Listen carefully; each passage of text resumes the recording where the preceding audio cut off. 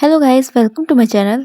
तो आज हम लोग बात करने वाले हैं कार्तिक गोयनका के बारे में। अगर आप ये रिश्ता क्या कहलाता है सीरियल देखते होंगे तो आपको पता होगा Kartik was most loved hero in the Indian television. But in my opinion ये कैरेक्टर उतना ही ज्यादा प्रॉब्लमेटिक भी था। बट इस कैरेक्टर में बहुत सारे लूप होल्स भी थे, क्योंकि अगर आप स्टार्टिंग में देखोगे ना तो कार्तिक का कैरेक्टर जो था ना बहुत सपोर्टिव था टुवर्ड्स नायरा, लेकिन बाद में ये जो सपोर्ट और प्यार था वो इनसिक्योरिटी बन गई। तो आज मैं कार्तिक का जो कैरेक्टर है उसकी इसी प्रॉब्लमेटिक बिहेवियर के बारे में बात करने वाली हूँ। जब जनरेशन 2 की स्टार्टिंग हुई थी तब कार्तिक का कैरेक्टर बहुत लविंग था, पर प्रॉब्लम्स तब स्टार्ट होती है जब नायरा को पता चलता है कि अक्षरा का एक्सीडेंट जो था ना वो उसकी बहन मानसी ने किया था। और जब ये बात नायरा को पता चलती है तो ऑब्वियसली वो शॉक हो जाती है। उसे लगता है कि जब कार्तिक को पता था सारा सच तो उसने बताया क्यों नहीं, और उनके बीच में झगड़ा भी हो जाता है। नायरा बहुत अपसेट हो जाती है क्योंकि उसे लगता है कि कार्तिक ने उसे कुछ बताया नहीं, जो कि सही भी था, क्योंकि नायरा को अभी अभी पता चला था कि उसकी माँ का एक्सीडेंट जो है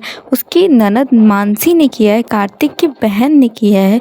तो शॉक तो ऑब्वियसली होगी। और जब उसे पता चला कि कार्तिक को पता होते हुए भी कार्तिक ने कुछ नहीं बताया तो फिर तो नायरा को शॉक लगेगा ही ना। हालांकि उसने पहले भी बताने की कोशिश की थी इस बारे में, लेकिन वो बता नहीं पाया था। लेकिन कार्तिक ने ये नहीं समझा कि नायरा को कितना बड़ा शॉक लगा होगा। वो बस चाहता था कि नायरा उसे समझे, लेकिन ये नहीं सोच रहा था कि नायरा खुद इतने बड़े दर्द से गुजर रही है। और उसके बाद जब नक्श और कीर्ति की शादी हो रही होती है और जब कार्तिक को पता चलता है कि नक्श कीर्ति से प्यार नहीं करता है तो उसकी भी सज़ा वो नायरा को देने लग जाता है, बिना ये समझे कि उसको नहीं पता था इसके बारे में पहले से। मतलब कार्तिक ने थोड़ा सा भी ये नहीं सोचा कि नायरा जो कीर्ति को अपनी बड़ी बहन मानती है वो ऐसा क्यों करेगी आखिर। इवन जब नायरा को पता चला था कि नक्श कीर्ति से प्यार नहीं करता है तो नायरा ने खुद उससे बात की थी, लेकिन फिर भी कार्तिक ये सब तो सुनता ही नहीं है और सिर्फ नायरा को ब्लेम करने लग जाता है। दूसरी बार तब बहुत ज़्यादा प्रॉब्लमेटिक हो जाता है कार्तिक का बिहेवियर जब वो शुभम की डेथ का ब्लेम भी नायरा पर डाल देता है, जबकि नायरा तो शुभम को बचाना चाह रही थी उस ड्रग्स के जाल से, लेकिन फिर भी सभी लोग नायरा को ब्लेम करने लग जाते हैं, यहाँ तक कि कार्तिक भी। और कार्तिक तो उससे रिश्ता भी तोड़ देता है, जिसके बाद फिर 2 साल का लीप आ जाता है। और सबसे ज़्यादा इरिटेटिंग तब लगता है मुझे कार्तिक का कैरेक्टर जब वो नायरा को अप्रिशिएट करता है, उसके करियर को आगे बढ़ाने में उसकी मदद करता है, उसको कहता है कि हाँ तुम करियर में कुछ करो, लेकिन फिर वही उसे रोकने लग जाता है। जब नायरा ज़्यादा सक्सेसफुल होने लग जाती है तब कार्तिक को ही जलन होने लगती है। जब ट्रॉफी कार्तिक को ना मिलकर नायरा को मिली थी तब कार्तिक फिर जलने लग जाता है, और उसके कुछ एपिसोड बाद फिर ये लोग 5 साल के लिए अलग हो जाते हैं।